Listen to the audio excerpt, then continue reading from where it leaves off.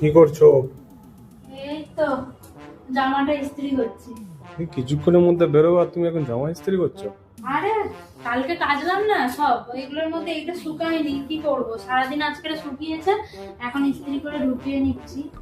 কতগুলো লাগেজ হয়েছে তুমি শুধু দেখো না। সেটাই তো আমি দেখছি। হ্যাঁ, 10 দিনের জন্য ঘুরতে যাচ্ছি, মেনলি ঠান্ডাটা পড়ে গেছে বলে ওই জন্য এতগুলো লাগেজ। হুম। সব থেকে ভালো হয়েছে হচ্ছে এইটা, এই কিউটটা সব থেকে ভালো হয়েছে। এটা মিশো থেকে এত ভালো পেয়েছি, মানে এক্সপেকটেশনেরও বাইরে।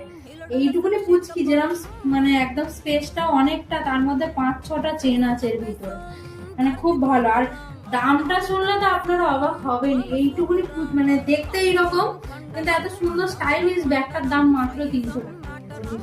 খুব ভালো পেয়েছি এটা।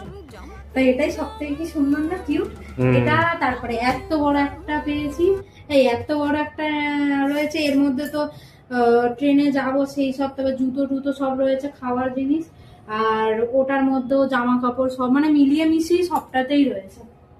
এত জিনিস হয়ে গেছে। সেটাই তো দেখছি, বইতে হবে এখন। ঘুরতে যাওয়া না, মানে লাগেজের পর লাগেজ ভর্তি হয়ে যাচ্ছে।